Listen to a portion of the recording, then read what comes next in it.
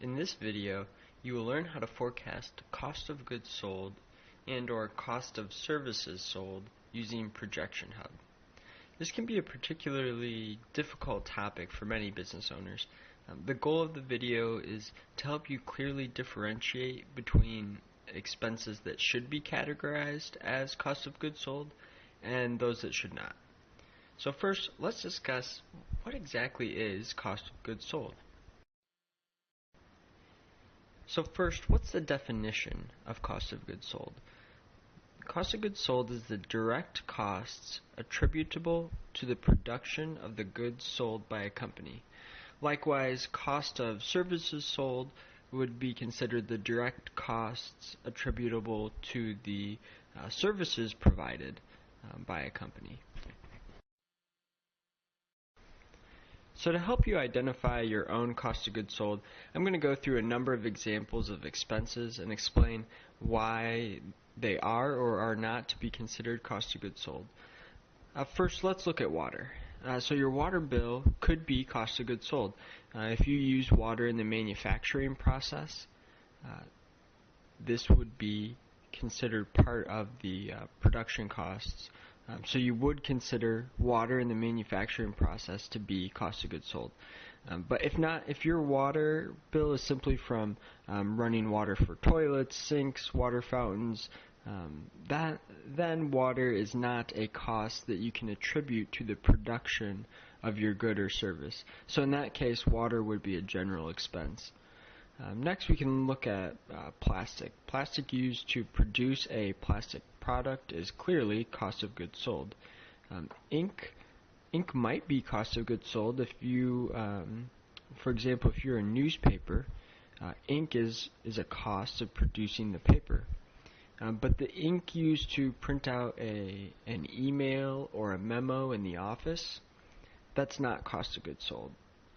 You're not selling that email or the memo that you printed off, so that ink that is used is not specifically linked to the production process.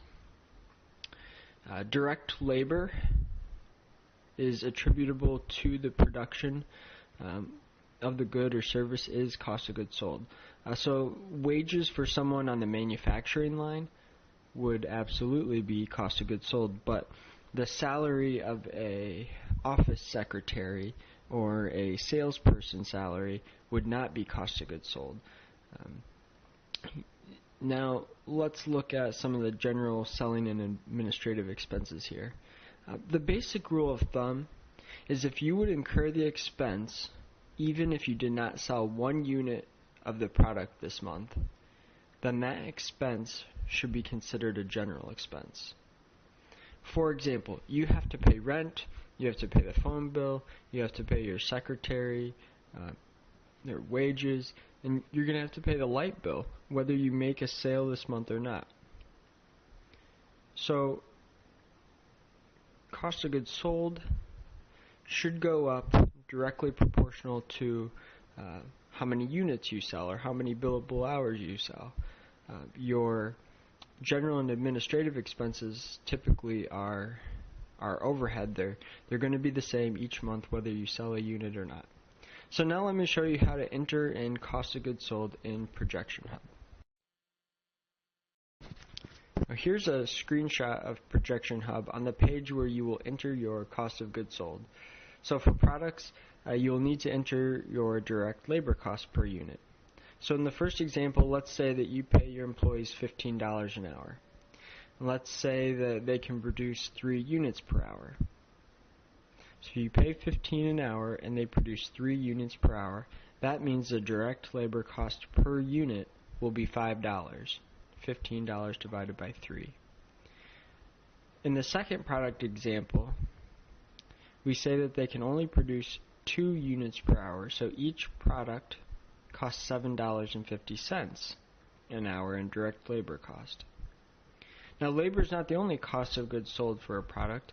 You also have the material cost per unit. In example 1, let's say it takes $2 worth of plastic and $10 worth of electronic components to produce your product. So your total material cost per unit is $12 in this first example. So now let's take a quick look at cost of goods sold for a service. So instead of units of a product, we are now using hours as our unit of measure. So let's say you have a service where you charge $80 an hour to the end customer, and you pay your employees $20 an hour. So your direct labor cost per hour is pretty simple. It's just the $20 an hour that you pay your employees. Now some services may also have material costs per hour as well. Let's take a lawn mowing service, for example. So in addition to the labor cost per hour, you're also going to have fuel costs to run the lawnmower and the equipment. So in order to come up with the material cost per hour, you'll need to estimate how much fuel is used per hour of running the lawnmower. So in this example, we assumed $10 per hour worth of fuel.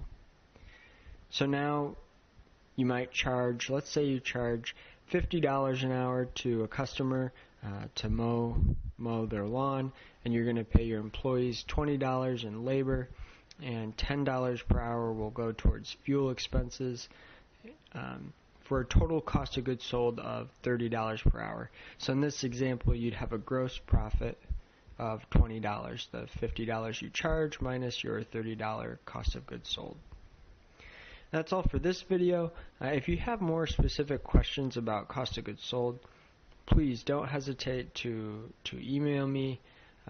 Just go to www.projectionhub.com. Thanks.